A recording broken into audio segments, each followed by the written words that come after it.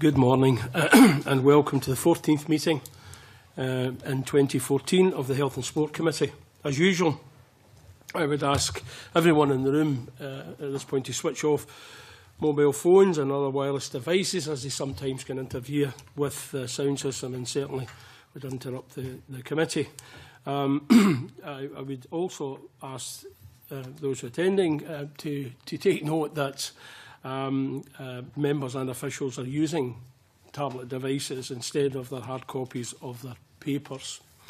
I have apologies from Nanette Millen today, and I also have apologies from Jackson Carlow, who's not able to attend today as a Conservative Party substitute. The first item on our agenda today is to decide whether to take item 4 in private. Item 4 is consideration of the NHS Board's scrutiny and is normally taken in private. Can I have the committee's agreement that we can take that item in private? Thank you. We now then move to agenda item number 2. Which is to return to our themed work on health inequalities. And today we begin a new short inquiry into early years. And we are taking evidence today on the Early Years Collaborative. We have with us Judith Ainsley, Head of Early Years Quality Improvement Unit. Welcome. And Shirley Lang, Deputy Director for Early Years from the Scottish Government. Shirley Lang, we would welcome a short statement to the committee from you. Thank you very much. Thank you, first of all, for inviting us along today. We're delighted to be here to talk about the Early Years Collaborative with you. We did circulate a background note, however, I thought it might be helpful just to tell you a little bit and to be useful to say a wee bit of our journey today around the early years. As you'll know, it's a really well-evidenced policy area. We know that the more adverse effects that impact on children, the greater their chance of developmental delay. Indeed, if they experience 6 or 7 risk factors, you're looking at a 90 to 100% chance of developmental delay in children. And the important thing to remember is that actually translates into adulthood, because we now have evidence that shows if you have experienced 7 or 8 adverse childhood experiences, you've got a 3 to 1 odds of actually having adult heart disease. So we're starting to see the evidence of how that plays right through into later life. In terms of what we've been doing, in 2008 we published our Early Years Framework, which was co-produced with COSLA, and that set out the transformational aims we had around children and young people, a kind of 10-year vision of what we wanted to do in terms of changing the world. In 2011 we established our Early Years Task Force, and that was really bringing together those from around Scotland who are expert in early years, who had the voice in their sector and the credibility to really push forward on the agenda that we share. And in March of 2012 they published their Vision and Priorities document. So that took us quite a way down the journey, but the issue we were continuing to grapple with was one of delivery. How could we actually go about making the improvement on the ground that would really impact and improve outcomes for our children and families? And how did we take this kind of small pockets of good practice that we know exist all around Scotland and bring those to scale? That led us to, in October of 2012, launching the Early Years Collaborative. And the reason we did that was we learnt from the Scottish Patient Safety Programme, which had proven to be so successful in leading to health improvements. The method involves using the Institute of Healthcare Improvement's Breakthrough Series collaborative model. So when I talk about the Early Years Collaborative, it does involve working in partnership, but the term collaborative is meant in a very specific sense around the method and model that we use. So what does it actually mean? Well, what we did was we brought together experts in early years from across Scotland, and we had a series of conversations with them around what are the things that if we only did them well and right and reliably for every child every time would make the biggest difference, and what are the things as a country we should be aspiring to for our children and young people and families. Once we decided on the things we need to focus on, we then brought community planning partnerships together, because we decided that really needed to be our delivery vehicle, because this had to be multi-agency because of the many factors that play into children and young people's lives. And we brought them together in learning sessions. The learning sessions that we host are not conferences, they are very much about learning. We are teaching quality improvement at these events. We're not teaching early years, because the people who know early years are the experts who come along. They don't need to hear it again. So our first learning session in January of 2013 taught folks about quality improvement, absolute basics.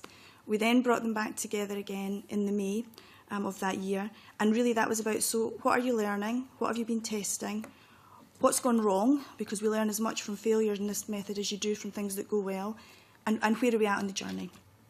In the October of 2013 at Learning Session 3, we then started to probe with folks. So are there things that are coming out of this now that you might want to take to scale? You've been testing things at a really small level. Where's that getting us? You know, what's the learning? And then in January of this year, the event was focused around key changes, because having had a year of that testing, we'd started to garner some knowledge from the grassroots up about the areas we really needed to focus in on that could help us make that step change in improving outcomes.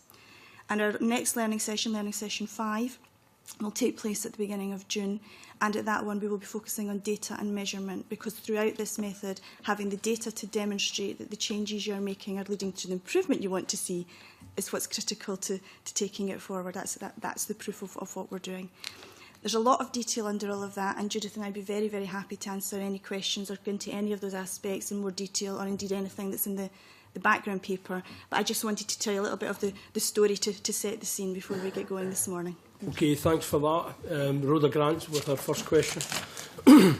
Rina, you talk about shift in service provision, and listening to your opening statement, it appears to me that that shift is within children's services as to how those services are delivered and what is delivered. Is that the case, or are services shifting from other areas? It's a mixture of things. So the Vision and Priorities Early Years Task Force talked about that transformation and preventative spend, and asked local government and health boards to consider the services that they provide to children and families, and how they might want to change that provision in a way that best meets the needs going forward. The Early Years Collaborative, the method, will enable folks to test out the improvements they think will make a real difference in the system. And as they start to establish that absolutely the things that they think will work are working through the data, then that should inform at a community planning partnership level decisions that are being taken around service provision and budgets and the like. So it's public service in its broadest sense. It could be health, it could be education, it could be what's happening in the third sector. It really depends on where a CPP is starting from, the services they have, and what they feel needs to change. I suppose what I'm trying to get to is what degree of shift has happened. Where has that shifted from? You know, what change? Where has that come out of, and where has it been invested in? It's still too early to be able to point to any huge shifts really in that. I mean, Judith, I don't know if there's anything you want to... If I could mention the Change Fund returns. So there's the Change Fund, which brings together money from local authorities, from health and from Scottish Government. And we had a set of returns last year trying to get to the answer to that question, what have we seen move? And it was very difficult to identify specific things that were moving. It's quite early. This year we are working at the moment on what questions we will ask, so that we're asking more pointed questions around that to try and get to that information. But at the moment it is difficult to tell. So we have an example of something that's happening in Highland, but not an example of what has stopped to enable that to happen. Okay, and it's just, I suppose, the goal is to shift service provision by 2016. That's, to me, kind of round the corner. We've been working on this for a number of years. If we can't tell whether service has shifted or not at this stage, will we be able to tell in 2016 if that was ever achieved? I believe we will, yes. In the last Change Fund returns, there were indications of areas where different local authorities where they gave indications that money would be moving, but we couldn't point to anything specific. In the next lot of returns, where we will be asking that specific question that they'll have to answer, so we will be able to see what has moved. Given the Change Fund is new money, and it's due to run out, that the Change Fund will stop. I think the money is being invested in the new public bodies partnerships. I mean, I suppose I'm kind of saying, you're saying money is going in, but that's not a shift of money, that's money that's come from a different source. And that source is due to dry up. I'm just having difficulty in finding out where. Absolutely. If I may, so the Early Years Change Fund is made up of contributions from 3 areas. You're absolutely right. There is 50 million of new money from Scottish Government that was put into that over a 4-year term. But there are also monies from health and from local government. And it was up to health and local government to decide whether their contribution to the Change Fund was things that they were doing that they could evidence were helping towards improving the outcomes we're looking to see, or if they were putting money from elsewhere into that to do new and different things. And that Change Fund will be coming to an end. But at the point the Change Fund was set up, the Early Years Task Force came in 2011 at the same time as the Change Fund, and part of the Early Years Task Force remit was to oversee that Change Fund and to look at how to move towards that preventive spend and that shift of services. A year into the task force, as I alluded to, we launched the collaborative. We started that process in 2013.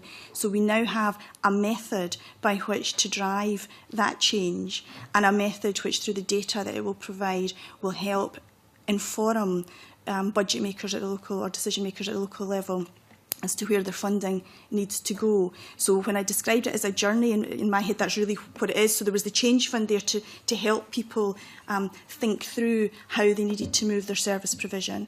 With the bringing on of the collaborative and that method, it now gives folks the evidence and the data to better inform that decision-making process.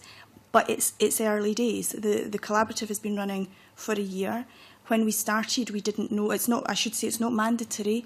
We went around the country and we spoke to every chief executive and said, we think this might help. You have a challenge on your hands. You have, budgetary constraints, more children and young people coming in the system with needs, everything, how do we do more with less and maximise the impact?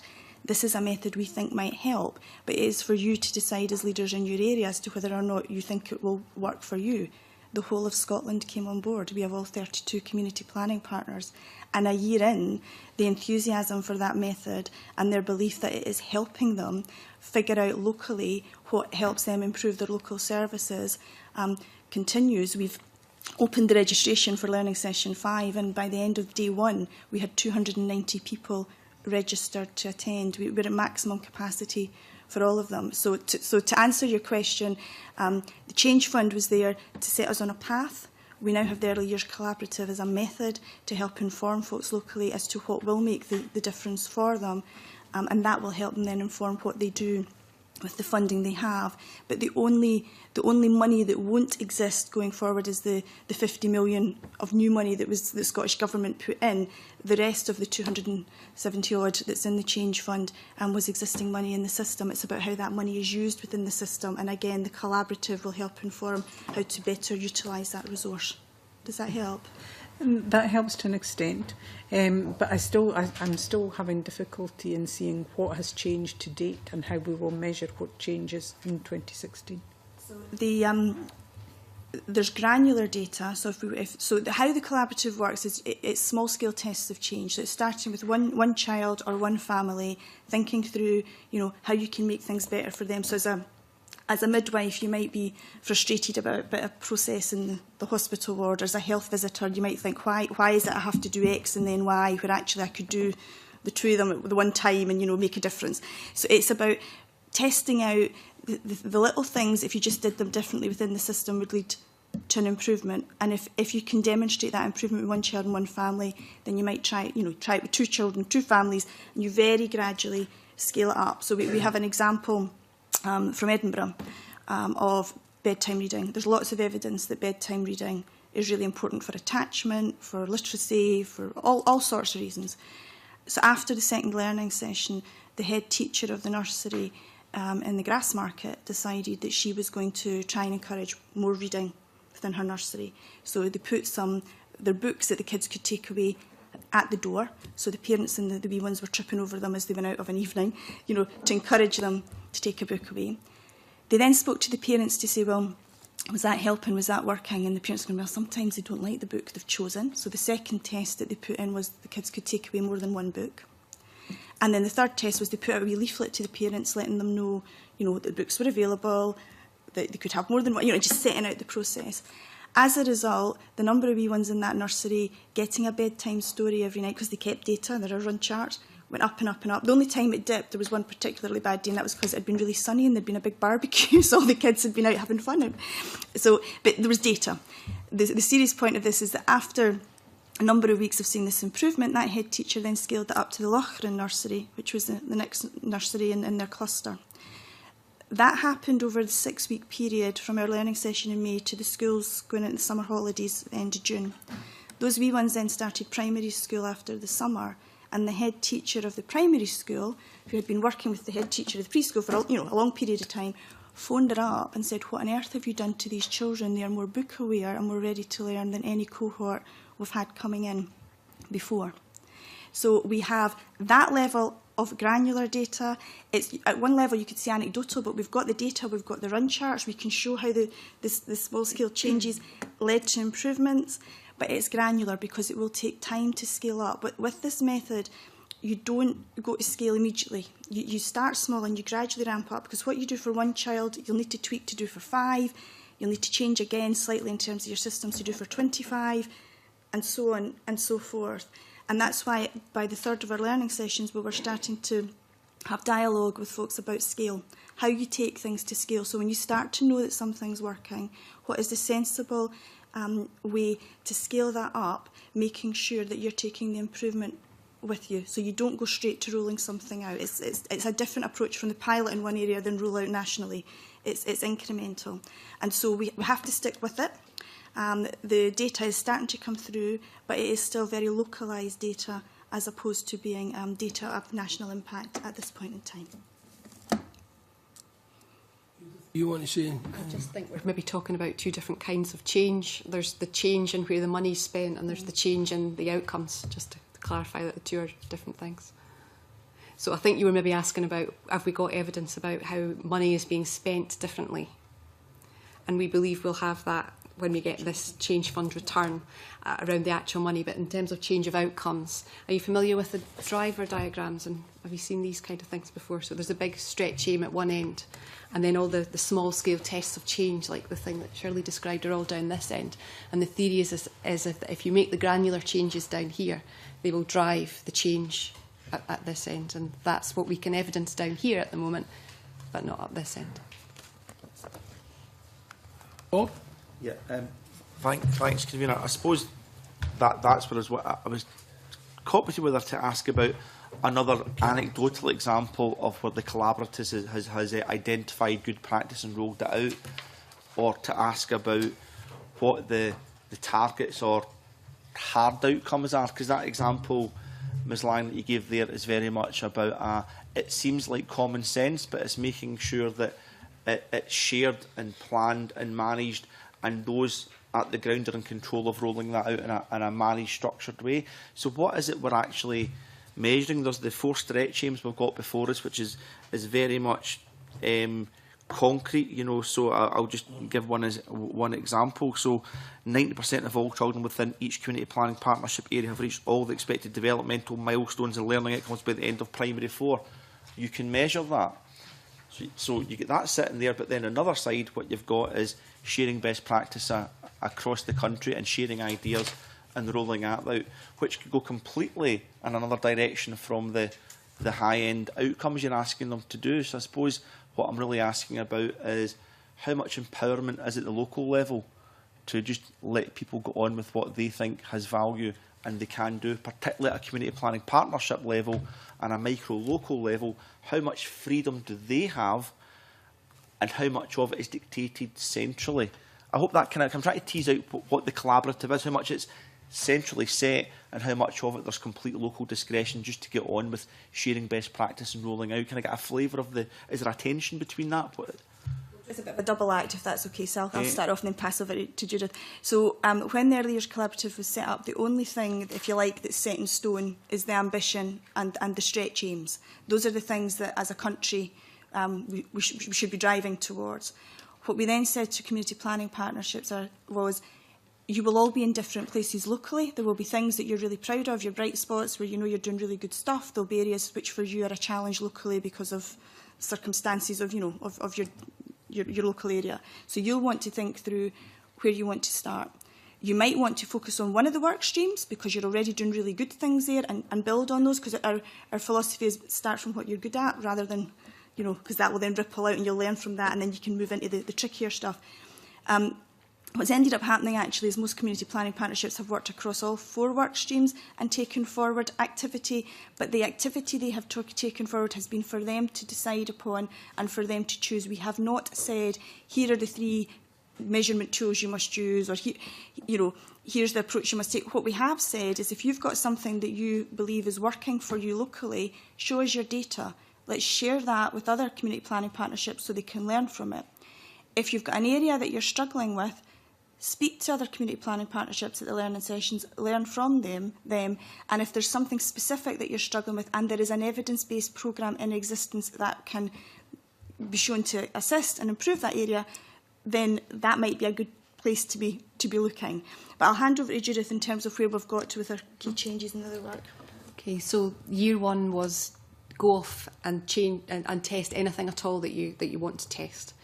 And then year 2, we said we worked with practitioners, experts, and we came up with a list of key changes which we shared with you. So there's the 7: early intervention in pregnancy, attachment and child development, continuity of care and transitions, the 27 to 30 month review, developing parent skills, family engagement to support learning, and income maximisation and addressing child poverty. So some people will still be doing the small scale tests of change that they chose to do. But we said we would like to have pioneer sites that focus on these key changes, because these key changes are the things that we believe we have the evidence to show done every time for every child will make the biggest difference to the outcomes. So we asked for volunteers to come forward to do tests of change in those particular areas. And the idea is that we will then learn from them, we'll give them more focused support, we'll learn from them, and they will be the things that we can then scale up across the country. And we've had 40 different pioneer sites come forward. That's clearly more than 32, and they're not split evenly across local authorities. There are some with more than one, there are some with none, but it's very much up to the individual community planning partnership, to decide whether they wanted to do this. So the key changes development was very well received across the board by everyone. They felt ready to focus on particular areas, and that's where we're at with that now. They can still be doing other tests of change if they want to, but our focus for support is on the key change areas and the pioneer sites. Well, given the fact that this is an inequalities inquiry we're doing, could you point to how those key changes are driven at the areas where, if you like, there's far poorer outcomes? Do community planning partnerships direct their funds in relation to that? In other words, what's the mix between targeting some of these initiatives in local areas with poorer outcomes versus a universal approach? And of course, the third way that I would commend would be a universal approach with a targeted uptake in areas where it's less likely to be taken as a matter of course. So how is this addressing the inequalities issue? So the idea is that universal services will be improved, and you will be able to spot people who need greater help, and you'll be able to target them more effectively. Another example would be someone is working on the uptake of Healthy Start vitamin vouchers as an example of a pioneer site. And the first thing that's being identified is so a woman has to be pregnant to be eligible for these. And what people, I know it sounds a bit daft, but what different people in that process term will accept as being pregnant is different. So some it's after a scan, some it's on first booking. So it's getting consistency in the process that we would then hope would increase the uptake of those vouchers. Okay, but how does, I mean, I would imagine, just using that specific example, and then I'll let some of my colleagues in, I would guess, and I could be wrong, that those, if you like, from more prosperous, affluent backgrounds may have healthier diets anyway. So by definition, those vitamins may have a less beneficial impact than someone from a deprived area with a poorer diet. But the uptake, those sticking to regular scans and taking all that health advice, in lower socio-economic areas, would that be less? What has been done to target the uptake in, if you like, poorer or more deprived areas? We aren't targeting in that way. These are self-selecting. The CPPs decide where they want to do their tests of change.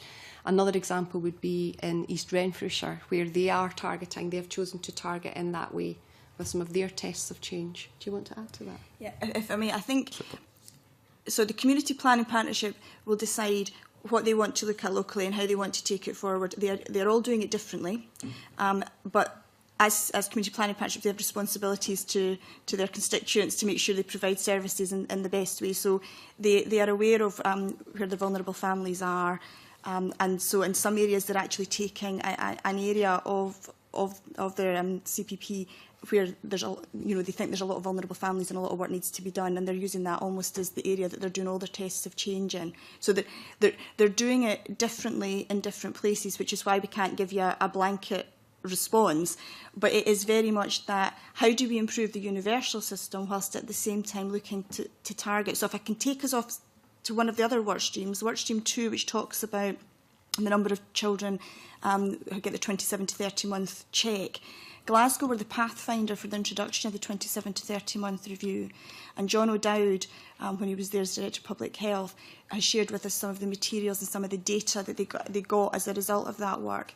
They now have data which lets them know that they are reliably reaching about 80% of the children in Glasgow who should be getting that 27 to 30 month review. And this is data from last summer, so it may have changed since then. But like us, the question that immediately prompted in his mind, as a committee professional, is, OK, so we're hitting 80%. It's the 20% we're not hitting that we really need to be getting into. So what are the improvements we need to make in the system to get to those children? Because those are the ones who are most likely to be whose parents are most likely to be disengaged from services. It's the point you were making, not turning up for bookings, not having the healthy diet, etc. So there's variations across the piece as to how folks are doing this, but ultimately it is about making sure that we hit our most vulnerable children and young people and families through improving the overall system. And whose responsibility? So that was a 24 to 30 month review? It's the 27 to 30 month child health review that was that came into being from last April. Yeah. So that would be the responsibility of the NHS to take that forward? Yes. Right. It's carried out by health visitors, and it's an NHS responsibility, but Glasgow were the pathfinder for that review before it came in, and so the data that John O'Dowd had was based on their pathfinder work. So can there be, and I'll pursue this just briefly, Convener, and then I promise I will let my colleagues in, because this is a really interesting example. So you get the data that there's been 80% uptake of presented for that review, and you can then identify the households, if you like, that have not presented to be monitored in that way. Would that then remain an NHS responsibility, or would they do joint work with the third sector and community planning partnership? I can think of a variety of third sector groups in North Glasgow who do a heck of a lot of fantastic outreach work with those less likely to engage with, if you like, the statutory services. So is that information then shared with those organisations, and can it be in a kind of data protection way? It's a great question.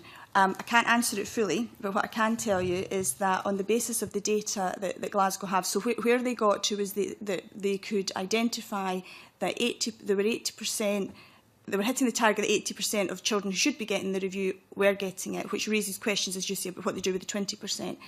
But what they knew from the 80% that they were assessing, they were able to pick up very early on speech and language needs, for example.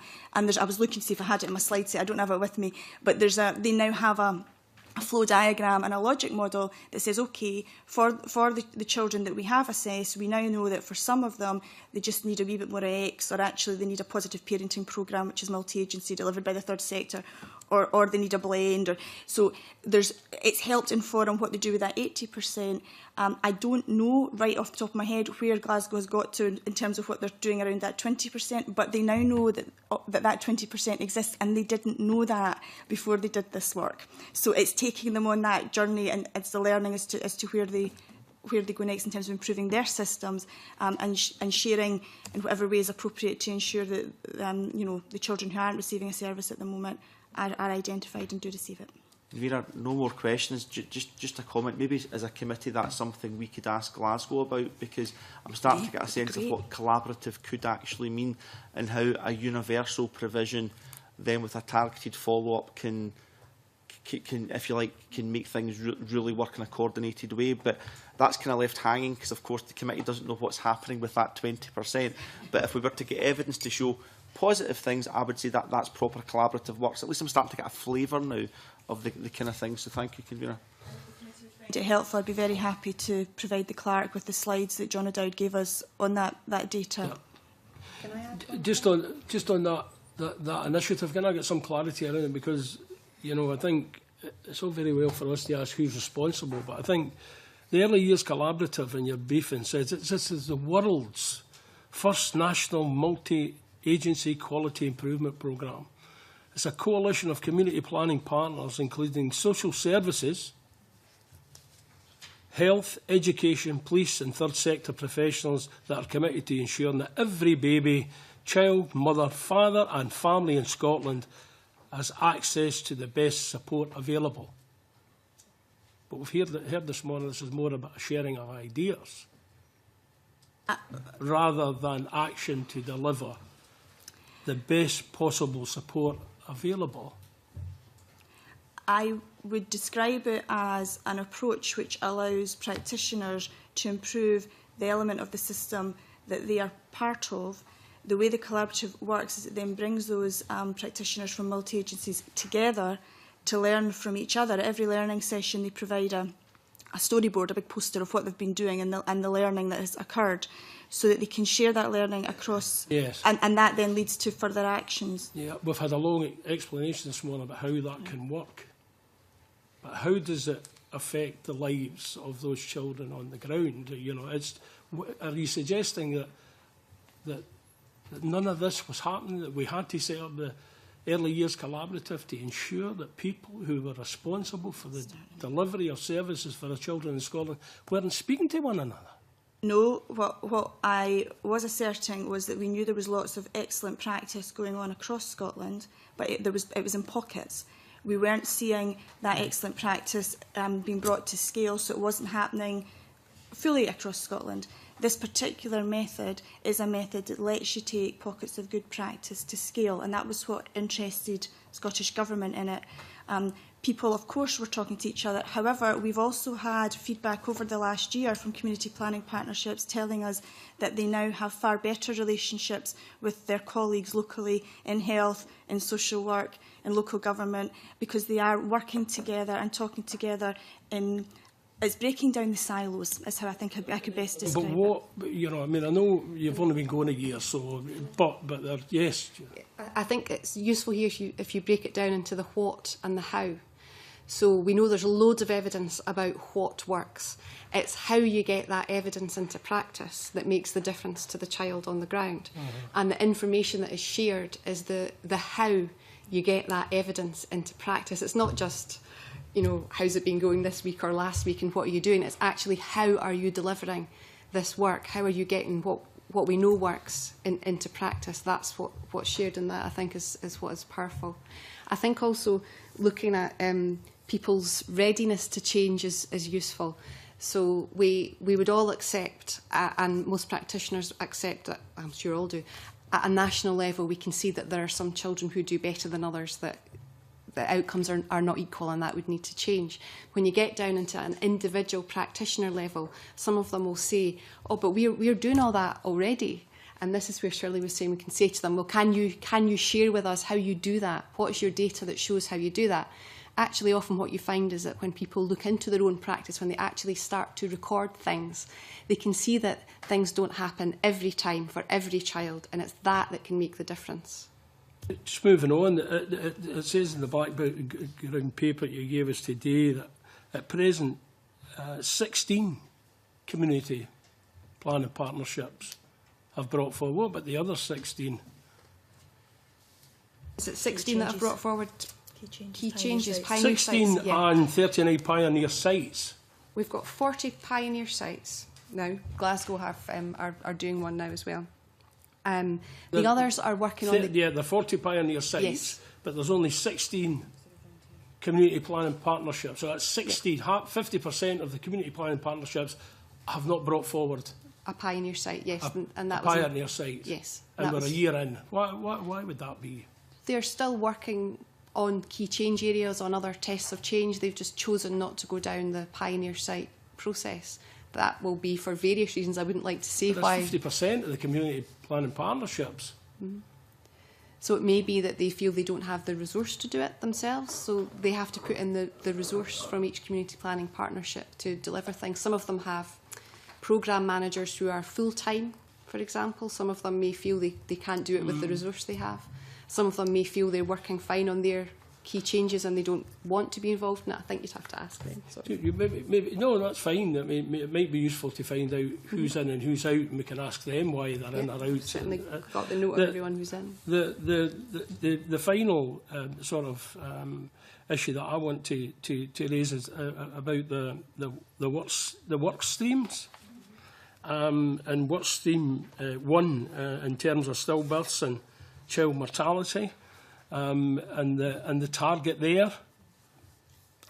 I suppose we're just trying to establish the baseline there. What that the reduction by 15% in the rates of stillbirths from the 2010 figure. I don't know why could you explain how you came to those targets and why you chose 2010? Why you chose 20? That's probably for you. Yep. So we finalised these stretch aims in the January of 2013 because that was when we had our first learning session. And the Scottish perinatal and infant mortality and morbidity statistics are published annually in March. Now, at the time that we were looking at what would be a stretch aim, and I should explain there's a difference between a stretch aim and a target. So a stretch aim is something that you can't achieve within the current system. The system's going to actually have to change to enable you to get there. So the latest available stats we had at the time we were establishing that stretch aim were for 2010. So that was the information that was available to us. So in it was no more sophisticated than that. That was just a moment in time. That was the moment in time, okay. and how could we expand beyond that? And what are you on target to achieve by 2015? Well, what we know is that there has been an improvement in the stillbirth rate since 2010. However, what the data is showing us that a large part of that occurred before the Early Years Collaborative was up and running, so we can't. It would be inappropriate to attribute, that change in the statistics to date to the work of the Early Years Collaborative because it's only been going a year. As the data starts to come through over next March and whatever, we'll have a clearer view as to where we're at. Probably meaningless then as well. I mean, in terms of you're only up going a year, 2015, can you claim credit or can you be blamed for failure in that short period of time? What sort of impact? If it's patchy across Scotland, some are in, some are out, is it? It's been presented as a serious work stream, but can we defend it as a serious work stream? So if I can just clarify slightly, all 32 community planning partnerships have signed up to the Early Years Collaborative. All 32 are doing work locally in respect of the stretch aims. Only 16 of them have signed up as pioneer sites to focus in on the key change areas. Right. So but the other 16 are still taking forward activity around the stretch aims. This is different from the pioneer site. Yep. To go back to the driver diagram picture that Judith showed earlier, so we have a stretch aim, if you like, at one side, and that's your big dot, that's the thing you really want to shift. Yep. But it's going to take a range of things to make the impact to shift that. So, for stretch aim 1, it's going to be things like smoking cessation in pregnancy, it's going to be access to healthy start vitamins, it's going to be diet, it's going to be housing and social conditions. So you then have to start and break those down into what are all the factors, and then what are the things that we can do at a local level to improve upon those factors that over time will push up towards the stretch aim, and we're still working on those little dots. As expressed here, the work streams are stretch aims. Yes. They're not targets. No. Just two quick questions then, I think, on the further work stream. The aim of the work stream is to ensure that 85% of all children within each CPP have reached the expected development milestones. So how far are you stretching there? What is the current percentage of children that are reaching that expected development milestone now? This is Workstream 2. So I'm referring to this, so forgive me because there's so much detail. This was the pack that we put together for our first learning session. When the 27 to 30 month child health review was introduced in April 2013, so that provided us with an opportunity at that point to capture children's developmental milestones. But at the point that we set out these stretch aims, we did not have a baseline in the way that we did for Workstream 1. What we did know from historic Scottish and international evidence is that about 20 to 30% of children do not currently meet the developmental goals at 27 to 30 months. So at the point that the stretch aim for Workstream 2 was identified, we knew that there was up to 30% of children in that age range not reaching their developmental milestones. So our stretch aim was that there would only be 15%, if you like, not reaching. And because the 27 to 30 month child health review only came in last April, we're still in the early stages of seeing what that data is going to tell us over time. So we don't know. We don't know yet. Made a guess. We've made an educated So we don't know whether we've got to guess. improve it by 20%, 15%, or not at all. And we did actually say at the time that if as the data becomes available, because that was one of the big challenges for us, actually when it comes to some of the broader social policy sides, getting the actual data that would help you here. What we said is that as that data does become available, if it suggests that our aim is not challenging enough, then we will of course revisit it. Does that the same apply to the Workstream 3, where it was to ensure that 90% of all children with each CPPP have reached the expected development milestones at the time the child starts primary? Yes, in terms of a baseline, absolutely, we didn't have a baseline to go from. What we did know is that local partners across the country all have some mechanism to understand the levels of child development on entry to primary school, but there's not a standardised tool. They all use different ones. So, but we do know again that it's that same kind of 20 to 30% aren't meeting their developmental milestones. So part of the work around the Early Years Collaborative is to start and gather that data and give us that evidence to better inform what we're doing collectively. But we've got targets in at Workstream 3 that should be achieved by 2017. You know, so. And the data is starting to come. You know, this is all about the method is predicated on data. So the improvements that folk are making at the local level will give us data that will start to inform the national picture. Okay, Gil Patterson. Can I go to your background note and talk about your objectives? And one of your objectives is to raise public awareness. And I wonder if you could give us some information in that regard. But in particular, I would have thought that one of the most important groups to reach are the parents themselves, particular parents, and that are in difficult circumstances. And I wondered what penetration you've had and what the reaction is from those particular parents. I'll start off and then Judith might want to follow in. So each community planning partnership will be deciding what they want to do at the local level, but they're all doing lots of work with families. And one of the things that we have done in terms of capturing our journey, if you like, is we have been videoing a lot of what's been going on. I think one of the short films that we have was circulated to committee members in advance of today. So, you know, they're going out, they're speaking with parents, we're capturing what parents are getting from the process, and that's informing what's happening at the local level. So certainly parents are engaged, and obviously the key changes focus very heavily on parental involvement, and there will be further work being done there as to what are the best ways to engage and work with parents. If I may just take it up a step slightly in terms of raising the broader profile of early years, the convener commented on the fact that we say this is the world's first multi-agency programme. The Institute of Healthcare Improvement, whose model it is that we are using here in Scotland, are learning with us and alongside us on this, because it has never been done on a multi-agency basis before. And the international interest in what Scotland is doing in this approach has been phenomenal. We've had visitors from Denmark, from America, New Zealand.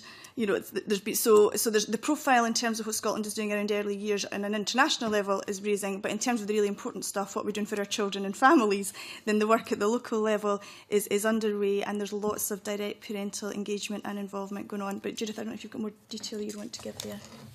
I wonder, can I speak about more generally about evaluation? There's lots of questions around evaluation and what we're doing, I think, and it's something that exercises me too, and actually it's something I'm a bit sad. I think it's quite an exciting bit of it. And we're in the background note, we broke down the 3 different elements of what we're doing in terms of evaluation, and we're just kicking off this process. So the first element is called a National Action Learning Network, and that's to look at the more qualitative aspects of what we do around sharing information, sharing what the benefits are of working in a multi-agency way and people coming together, for example, what we can learn from that, how we can do that better and change our practice as we go on. And then the second strand is more bringing in some of the smaller granular data and any of the national data that we do have, so we can again learn as we go on in this action learning way. And then looking at the in-depth case studies, like the video that you've seen, like some of the stories that we've told today. But I think we have to remember that it is really very early days for this, and that the change will take some time to happen. I was at an international forum a couple of weeks ago, and people were talking about this, not at this scale at all, and not in a multi-agency way, but an example of a test at scale was 1,500 GP practices, which they then said they had made changes to over a 10-year period, and they saw results over a 10-year period. Now, we're clearly looking for results much faster than that, but just as an example of the sort of normality of pace of change and the difference that we are trying to make in a much faster way here. But we are conscious that evaluation at the moment, I want to have sheets of evidence to show you about why the Early Years Collaborative works very well, and we are working towards that to provide that evidence about what we need to do, what works well, and what we need to do differently as well. One of the things that I didn't, the reason for raising this, I paid attention to the video that you provided and the reaction from the parents, and it was good. And I wondered that what feedback, I know it's early, I understand that, but I just wondered that you can see it certainly in the video that there's a reaction to what's happening to the children, and I wondered, is there payback also further upstream for the parents? Is there a change there that you can tell us about that with the information you have so far? Anecdotally, the little stories, again, it might be worth you speaking to a programme manager, people who are actually running the tests of change with these people in front of them. But there were comments back, again, the Healthy Start vitamins from women who didn't know that this was available and said what a difference it had made to them to be made aware of it and to have access to it. Do you have any other examples? No, I think for me, where there's work happening with families at the local level and you're getting the sort of positive reaction you saw in that footage, there's the networks that then builds up for the parents at local level when they're mixing with other young mums and dads and whatever, which is valuable and gives them that peer support, because at the end of the day this is all about working in communities, drawing on your assets, you know. So that in and of itself is important. And I think what's also really powerful is when the decision makers see those bits of video, because obviously they're not there in the room with the practitioners, it helps inform what they then do in terms of budgetary decisions. So if a programme is working and having that sort of powerful impact, it makes them think twice when they're then looking at what they will take forward in terms of the budget decisions that they need to make. So it has a kind of ripple effect at a number of levels. Again, one of the things most people take umbrage if they're told what to do. You know, I think that's just human nature, and although it's quite clear in the video, that wasn't the case. That from both parents, it was very, very supportive, and they could see what was happening was good for the children. I just wondered, is there any one of the problems that can happen is there's a fatalism in regard in some sections of society and I wondered if there's a reluctance to engage, or because it's the children, is it just open door type of way of it? Because you're reaching the children, you actually reach the parents. That's what I'm trying to say.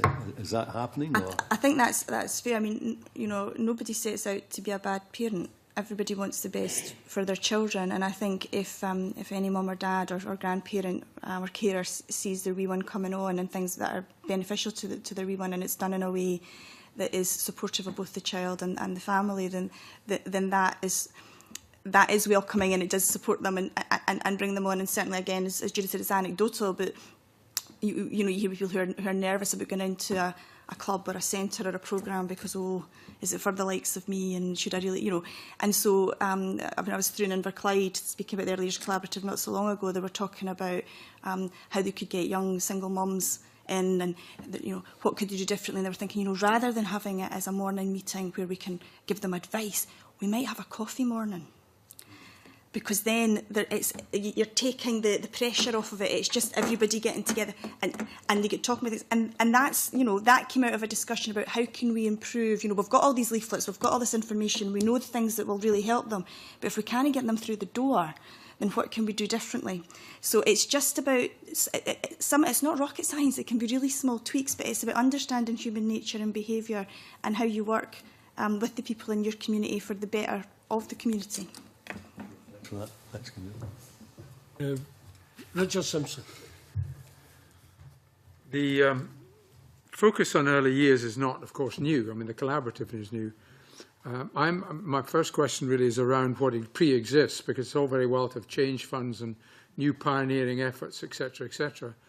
But you know, back at the beginning of this Parliament, when we had our first discussion on this subject, we promoted the concept of Sure Start. Now I think family centres. Now there are 3,500 family centres in England. There's only 140, 160 such centres in Scotland. And I just wonder if, you know, the things like Sure Start and Home Start, which have been around for years, supporting families who've been identified as having particular needs, either short-term or long-term, because it can be quite an acute thing sometimes. You know, how are you working with that group? Because it's, you know, and is that part of the reason why some of the CPPs are not actually doing pioneering work, because they feel that they want to build on the existing systems? We would actually encourage all CPPs to be building on their existing systems. So the whole premise of the Early Years Collaborative is start from your bright spot, start from the things you're good at, what are good about those things, and use that to learn and to move into the areas where you have challenges. You're absolutely right that the Sure Start monies were distributed differently in Scotland. They were given out to local authorities and used in a different manner. There are a range of constructs within Scotland as to how families are supported. There are areas where it's more a family centre or it's a community hub, or they're not all called family centres, and so it becomes quite difficult to capture the overall number of such supports that exist. We have, through the Early Years Change Fund, put some money out through local authorities to enable them to do further work around family support, because we recognise the importance of that. And again, linking those resources, if you like, to the Early Years Collaborative, it will then be for community planning partnerships to decide on the basis of the structures, resources, you know, the approach they take in their locality, what they would like to do differently, what improvements they think would be valuable, and to use the Plan, Do, Study, Act methodology and the gathering of data to try stuff out and see if it helps. But I certainly wouldn't, I don't think that those who have not come forward as pioneer sites are not coming forward because, for any reason other than they're already doing lots of other activity and they're happy with what they're focused on at the moment. I don't see it as a negative. See, we have evidence that Sure Start works. I mean, there's good published research. The first paper was from Wales, actually, but there is good evidence at 9 months, direct evidence, and there's indirect evidence at 3 years that works. So, you know, we have a system that's now 10 years old, 11 years old. And I just wonder, you know, all this, the new stuff is great, but, you know, I just wonder whether we shouldn't be actually using the mechanisms that are there. In addition to which, they are actually inspected by the Care Inspectorate. Mm-hmm. Now, it may mean a bit of redefinition to include community hubs, as they have in England, because they don't define it just as the classic family centre and their Sure Start. They've got a whole range of things, but making sure that Care Inspectorate inspect them against the models of things that, you know, work, like early reading to children, etc. I just wonder whether the care inspectorate involved, what discussions have you had with the care inspectorate on making sure that the mechanisms we already have in place are actually fulfilling their best objectives? Well, in the broader sense, I'm Deputy Director for Early Years, so the Early Years Collaborative is one element of the policies that I have responsibility for, but my responsibilities cover parenting, family support, early learning and childcare, across the piece. So I have discussions with the care inspectorate around a range of things, and obviously through our national parenting strategy and the work we're doing around family support and PSPs and whatever, we are looking to make sure that anything that is happening in localities has been done for the best interests of children and families. But we also recognise that it's for localities to make the decisions as to what's best for them. It's not mandated from the centre. Not? No. Right, okay. My second, unless anyone wants to come in on that area, Chair, as a supplementary, I'll go on to my second area. You're coming in, you're next, Richard, and something different, aren't you? Well, I'm interested in the point that Richard's making, that, we've got that many different organisations doing everything, differently. So why is that? Decisions have been made locally as to what is best for the local community in terms of the supports that have been provided. What we hope with the Early Years Collaborative is that where there are things happening locally that are really leading to super results for children and families, that others across the country can learn from that, so that over time we may see a convergence, if you like, so that the things that are really great are happening across the piece rather than just in little pockets. But as I say, our position is that it's for localities and communities to decide what works best for them, drawing on the evidence that exists and looking at the resource they have locally and the skills they have locally. It's really thank you for that. It's very interesting. Just something I'm a wee bit unclear of, and maybe you might have cottoned on to it a little bit earlier, but it's really in terms of, with all these localised differences and the likes, how do we assume that the assessments are of the same level, shall we say, in all of the different areas when you have all different starting points, and obviously the system as it's set out locally being so different? How do you assess that in a sort of general way? It's a great question. Let me try and think through the best answer. So I guess it depends. It depends on the service. So we have obviously Education Scotland, the Care Inspectorate. There are national bodies that will go in and inspect and regulate services.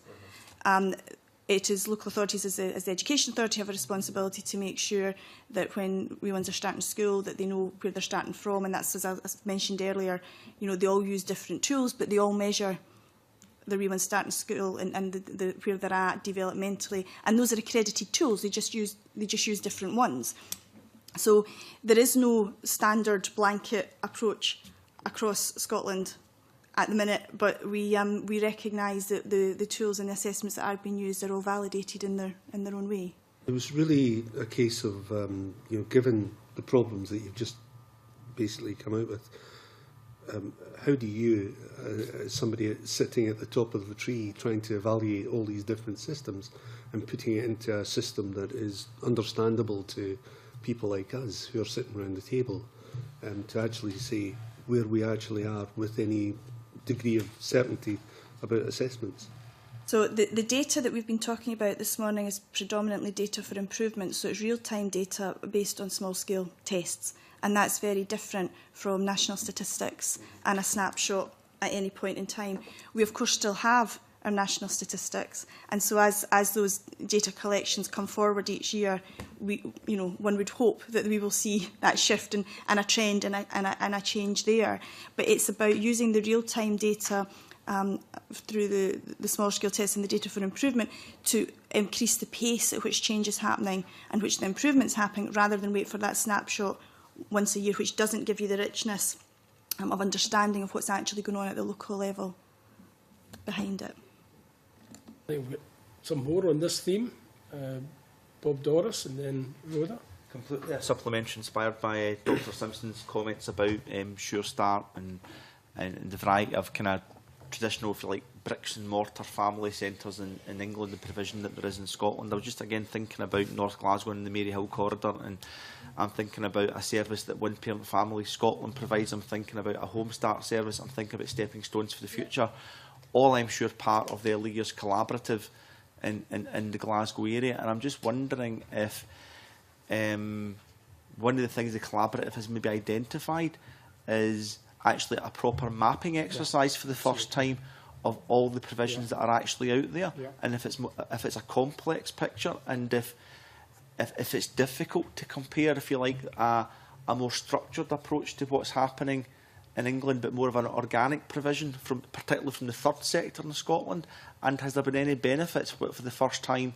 Are we getting to a stage where we can say, well, here are all the organisations in each locality that are actively supporting parents and young people? So I'm just interested to know if things have emerged, and is there a mapping exercise been taking place where there's actually maybe additional provision that we weren't even aware of from the third sector, which is quite vibrant in the area where I am? And the third sector is a very important. Can I take Rhoda Grant for the sort of final supplementary on this theme? I suppose can I throw in one as well in terms of how the inspection agencies that you mentioned earlier, fit clearly and with some accountability in the collaborative, and then we can move it back to Richard's second question, and then we've got Richard Lyle. Do you want me to ask myself? Yes, your supplementary first. And yes, it's just kind of on that theme in a way. I think what Colin was saying was, we're kind of comparing apples with pears. This is an inequalities inquiry. So what we're looking at is people with inequalities. So you have the benchmarks that children should reach, but we all know that children who are suffering inequalities and being brought up in poverty have less chance of reaching those benchmarks. But an intervention could actually make a huge difference, but not bring them up to the same stage. So how is that evaluated to make sure that things that really work for those suffering from inequalities are not lost? Because it may be, when you're starting from a much lower benchmark, how do you measure that? I'll start and then I'll hand over to Judith. Yes, thank you. That'd be helpful. So on the mapping point, we haven't carried out a national mapping exercise, but again, each community planning partnership, when they have considered the work streams and what they are doing around each of those work streams, they've each done their own driver diagram of where are they, if they're trying to achieve stretch aim 1, what are they doing locally that'll help with that. That is helping to flush out either where they've got excellent practice, where there's gaps that they need to consider.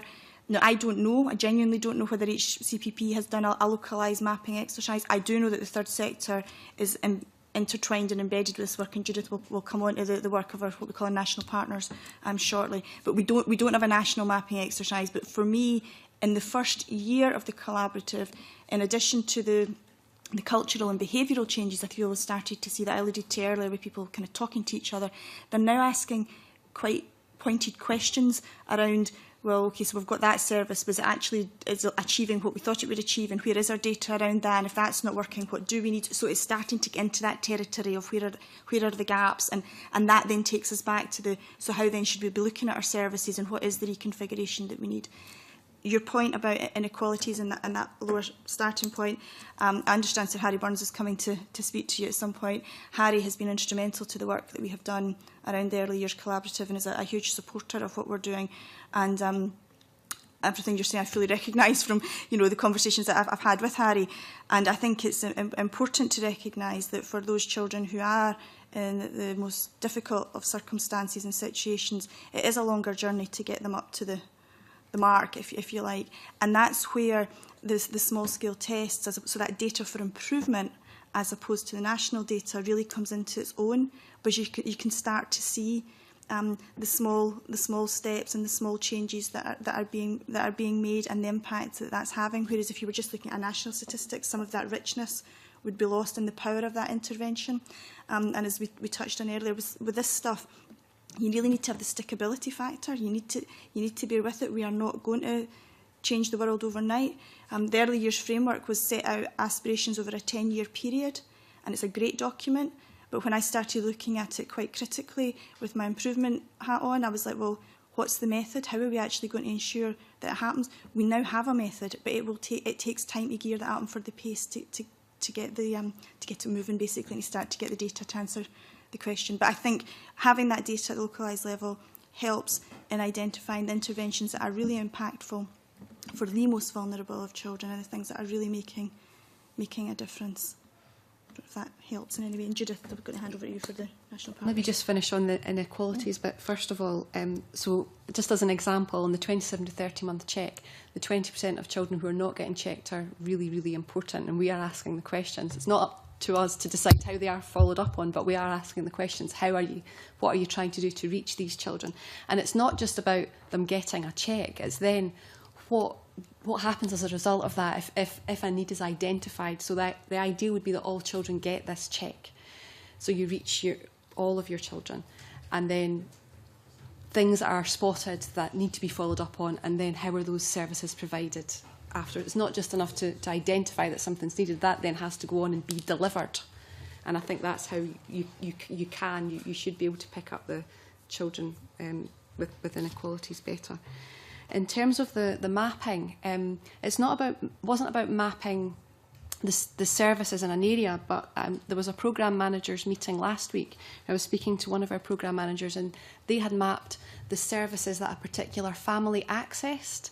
And I don't want to make up a number, it was over 20 different services and individuals that this family had to access, all from the same area. So what they were trying to do was to streamline those interactions. Slightly different, but I think related. In terms of national partners, third sector partners, we've set up a group called the National Partnership, and it's made up of lots of third sector organisations, and again self-selecting to be part of that, but it's third sector organisations that have come forward and said, we deliver services to children, or we have research, or we have resources that can be used. How can we best become part of the collaborative and become involved? So, and there are also third sector partners on the early years task force. So there's huge engagement with the third sector. Richard, you had... Yeah, my second question is about workforce. And obviously there's statutory workforce for NHS and local authority and third sector workforce.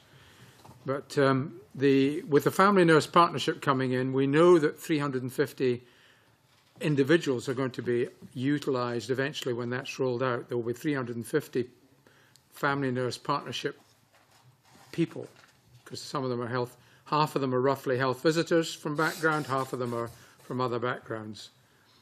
We also know that from the New Children's Act that there are going to be substantial numbers of health visitors who are going to become, in addition to their work, they're going to become the named person.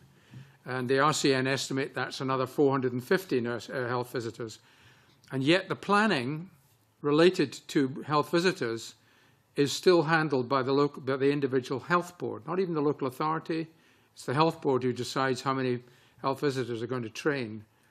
So just taking that one particular area, I just don't see how, there's any possibility for maintaining the universal checks, even on a proportionate universality basis, which is Marmot's phrase, and was similar to what Bob was talking about, focused, if you like, focused universality or universality plus focus. I don't know how we can maintain that, and the Family Nurse Partnership, and the Early Years Collaborative with all the additional stuff involved in that, without effective workforce planning. So really my question is workforce planning and training, because I think that, again, if you're going to have a collaborative, you need conjoint training across the third sector and local authority and health. So that's two parts to a workforce question. I'll do my best to answer what I can. I don't have policy responsibility for workforce planning or health visitors, so forgive me on that one. But what I can say is that the Early Years Collaborative Learning Sessions are exactly that. They are learning sessions, they are training and development events. They bring together multi-agency professionals from across the piece, and that is joint training. In terms of capacity building. We are also investing in folks from across CPPs to turn them into improvement advisors so that they are better at gathering the sorts of data that we need. We are currently putting 15 people through that. We also do training through the programme manager events that Judith mentioned, through our practice development team going out and working in localities with teams and training and supporting them in the quality improvement side of things. So there are supports that are there around early years collaborative methodology and approach to try and train, build capacity and support folks in localities. We also know from the feedback we've had over the last year, and again, forgive me because I'm conscious it doesn't directly address your workforce planning point because I'm not in the position to be able to answer that, but we do know from the information that we get back from folks that they find this method hugely empowering, that it enables them, nobody works in the public service unless they want to do good things for people. It's a tough area to work in, and to know that they can get into work of a morning and the things that have been causing them frustration about the system, they now have an approach and a framework through which they can start to look at that with a view to making changes and improvements that make the outcomes for the children and family better, and also give them job satisfaction and make them feel they're really doing the job that they went into the sector to do. So we're getting lots of positive feedback. And I guess the last comment I would make is at the outset, when we went and spoke to every chief executive in the country and said we think this might help, it's up to you to gauge whether this method will, we viewed it very much as one tool in the toolbox. It's not the answer, but we also see it as an approach rather than an additional thing or burden. So for us, the Early Years Collaborative provides a method to put getting it right for every child into action. It is about putting the child at the centre. It's about putting the family at the centre. It's not additional to or in conflict to GIRFEC.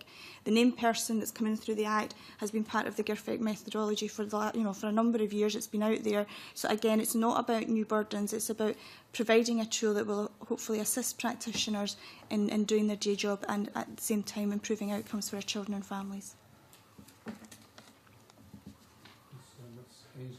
Going to contribute on this one, or I just have more examples of what we're doing to build capacity if you want to hear them.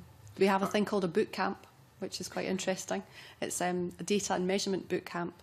So there are people from each CPP area can come along and have 2 days intensive training on how to do the data and measurement properly, for example. And we have national improvement advisors that we will link with our pioneer sites.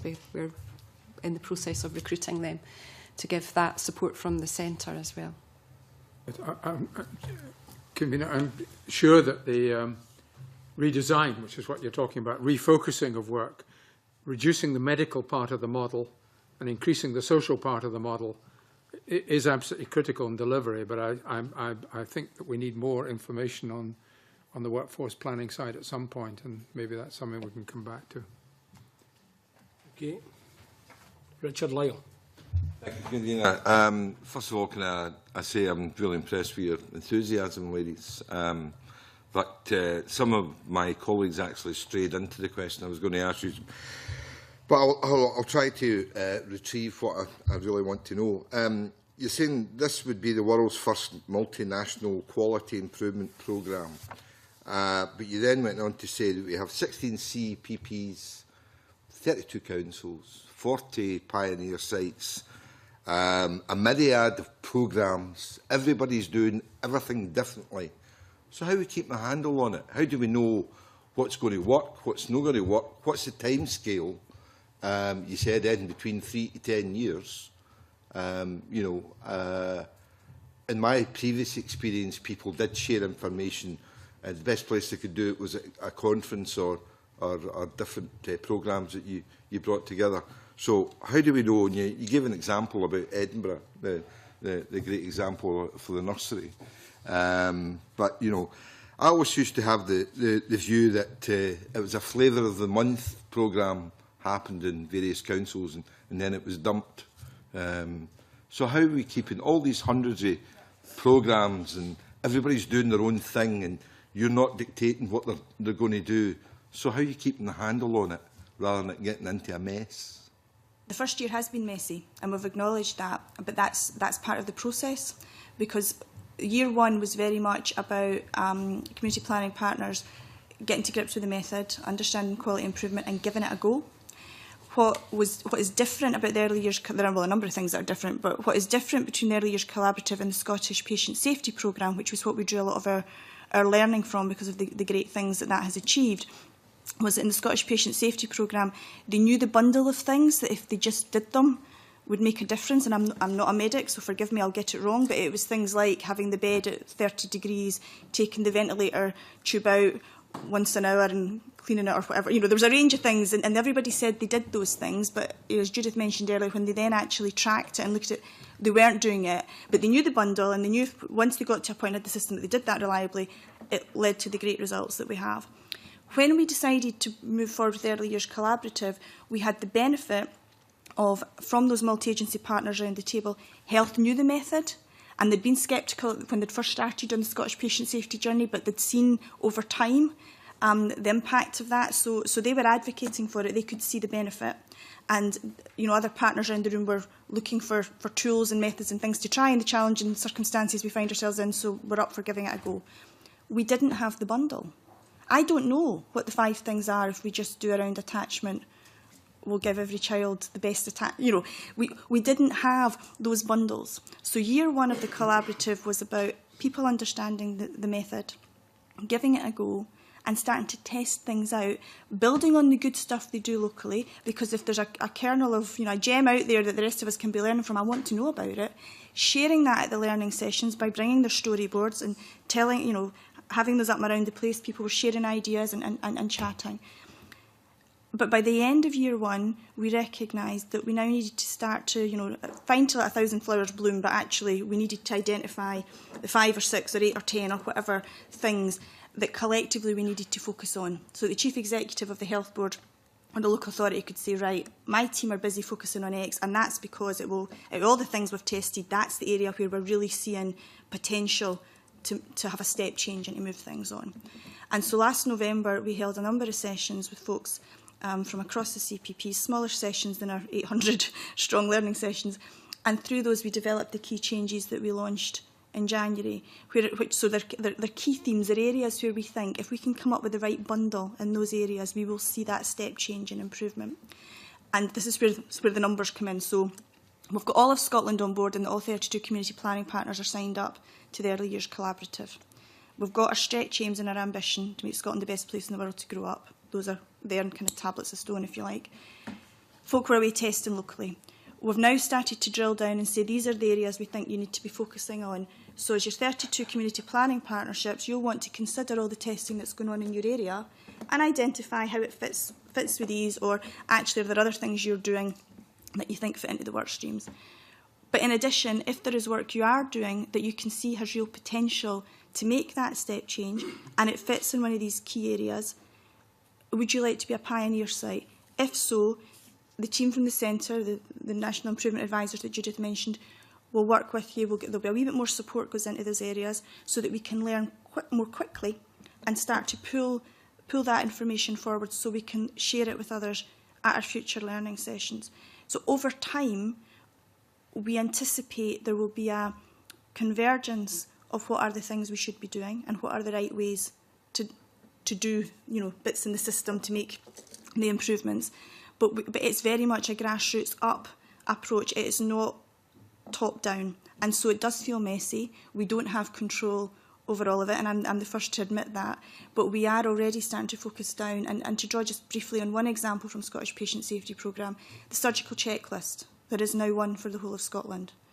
There wasn't always just one for the whole of Scotland. When the Scottish Patient Safety Programme started, I think there were 20-odd versions of it around the country. But over time, and through going to the learning sessions and through chatting to each other, folks started to say, oh, I quite like that bit of what they're doing over there, I'm going to, you know, and there was a convergence, but it's a convergence by mutual agreement. So we're not, back to the point that was made earlier, if you tell us what to do, we'll say no. It's about people learning for themselves what's right and what has the maximum impact and improvement. So yes, it's messy, and yes, we don't have national level data yet, but we're only kind of 14, 15 months in to a process that is making a difference. There are many questions I'd like to ask, but we don't have the time. But what is the timescale for evaluating the collaborative? We're kicking off the process just now of evaluation in earnest. We've had, you know, we get give people questionnaires after the learning sessions, for example. We've gathered stuff like that, but to evaluate it overall as a package and to see how it's working, we're kicking that off now. So we would have something probably by the autumn to come back to you with if you wanted to. Right, see so something. I'll put all my questions together. Pardon me, there's several points I want to make. Is there a danger that the collaborative may be discontinued at any time? You also went on about the factor of the nursery in Edinburgh. We're sharing that right across the country.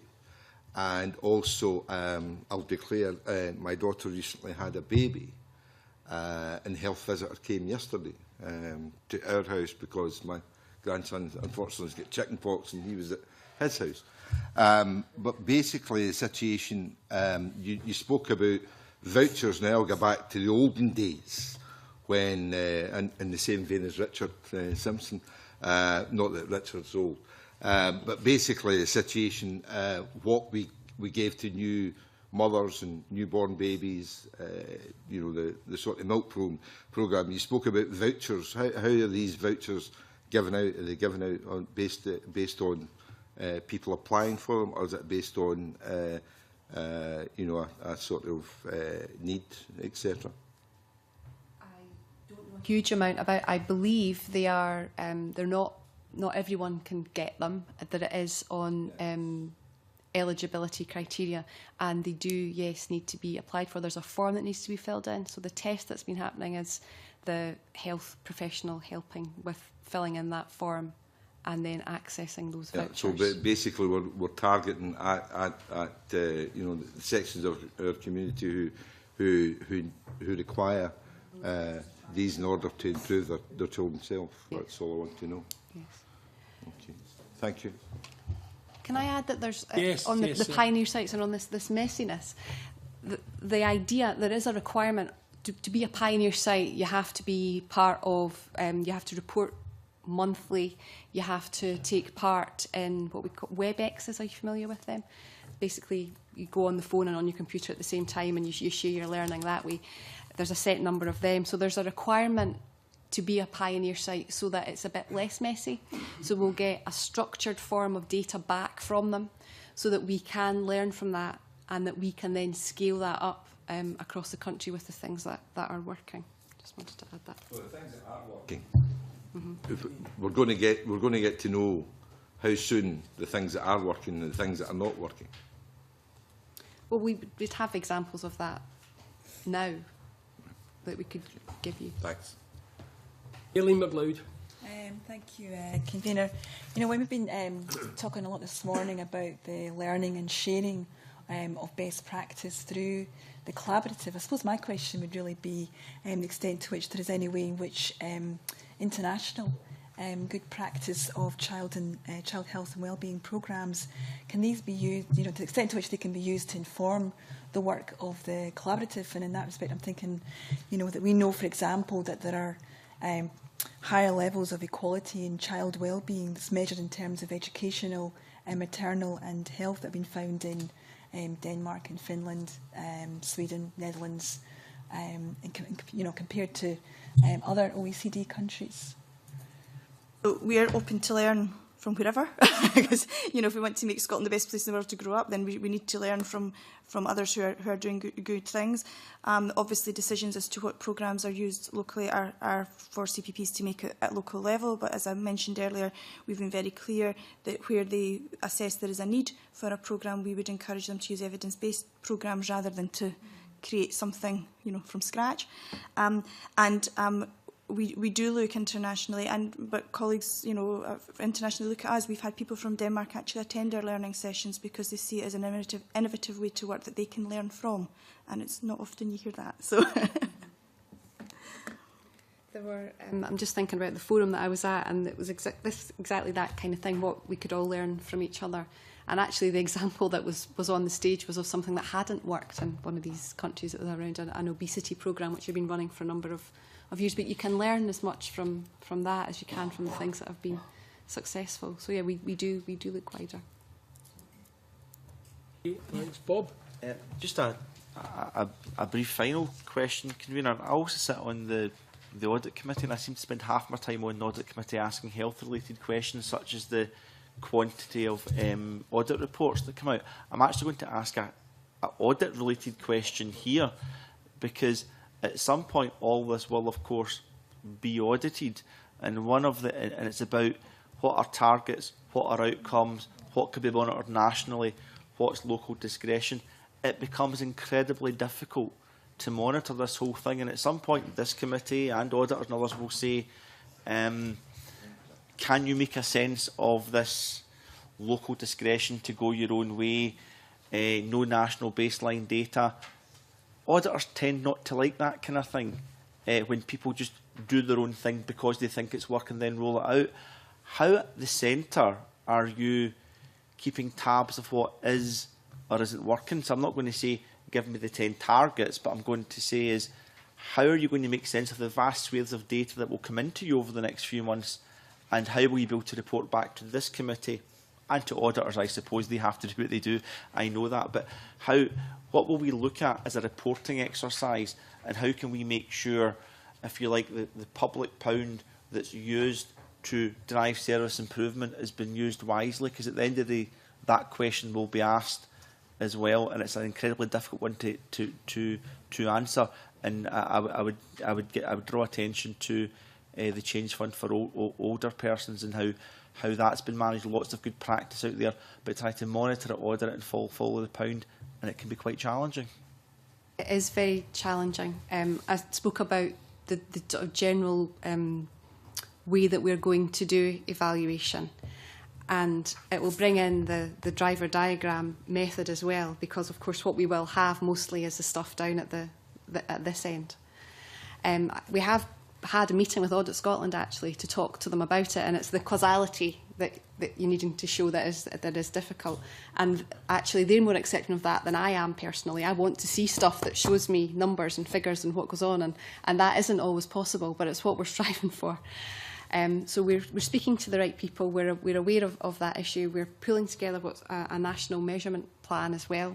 So that's trying to make sense of all the data that's coming forward at small levels and build it up.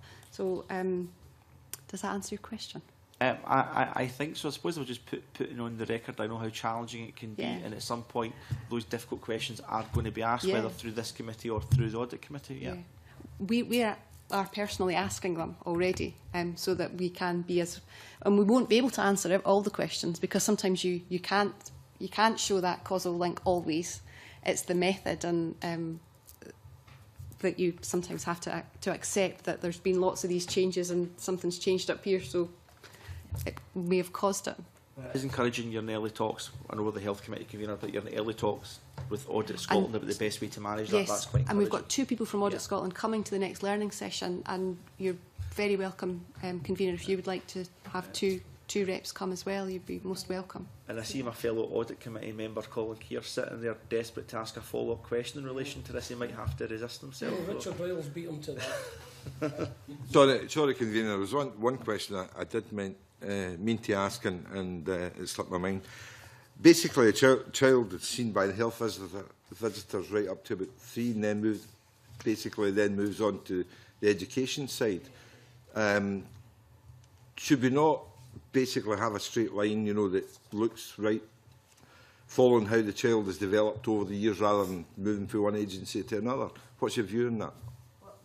That's part of the beauty, as I would see it, of the Early Years Collaborative. So when we were designing the Early Years Collaborative, there was no template. It's never been used on a multi-agency basis. So my colleagues and I felt that the more straightforward way of looking at this complex environment, because Judith's already touched on some families, kind of 20-odd agencies, working with them, was to do an age and stage basis, which is why it's broken down -9 months to a year to 30 months, etc. But you could have done it in a variety of ways. In doing it in the way that we have, it means that at the outset, most practitioners could identify most closely with perhaps one of the work streams. So midwives and health visitors see work streams 1 and 2 as kind of theirs. And educationalists start to see their interest coming in more from work stream 3 in the kind of preschool area. But the way that the method works, bringing them all together as a multi-agency team at the learning sessions, starts to build the knowledge and the understanding of the educational things that are happening in the very earliest years. We know all about the brain development and whatever 0 to 3.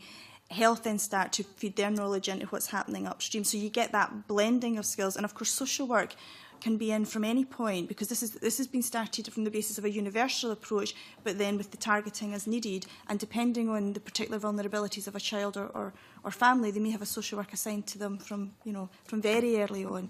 So actually, this approach and this method should break down some of those almost artificial barriers between the practitioners, while still recognising and valuing the professional skills and expertise that each group of practitioners bring to the table. Thank you. One round robin, see if I can get there. Elaine mentioned the international comparisons. Yep. Evidence that we've had in the inequalities stress the importance of economic equality, about why all of this matters, or indeed does it matter. And you mentioned Harry Burns earlier, and he retweeted something that was published in an article in the Harvard School of Public Health, and the opening line is, and I'm getting to my question, if you want to narrow health inequalities, be bold. The most practical action you can take is not narrow incrementalism. Tell me what's bold about the early years collaborative. Never been done anywhere in the world before, and the world is watching what we're doing on one level. The reason it's bold, I would say, is because it is bringing together everyone who works with children and families together in the one place to really learn with and from each other, to challenge each other, but to do that in a safe place with a framework where at each point you're asking, what is the aim, what is the thing we're trying to do, what is the improvement, the change that we think we can make that will lead to that improvement, and where is the data that demonstrates that. So without data, you've only got a theory. When you bring the data to the table, it becomes powerful, and it means that everyone will take on board what's being said and will look at their own practices and think about how they can improve it. So the improvements start small scale and can be incremental, and I've just remembered a point that was made earlier that I wanted to come back to. But the beauty for me of this system, as a civil servant, we often put out policies and strategies and new ways of doing things and pilot stuff and evaluate it. What's different about this is the pace at which you operate. It's real time. So the minute you know something's not working, you stop doing it and you change it and you do something else. But when you do know it's working, and when you can prove that it works not just for one child and one family, but you can scale it up and it continues to have that improvement, you then embed it into practice and you move on to the next thing. And that's what's bold and that's what's different. Edith, you want to go?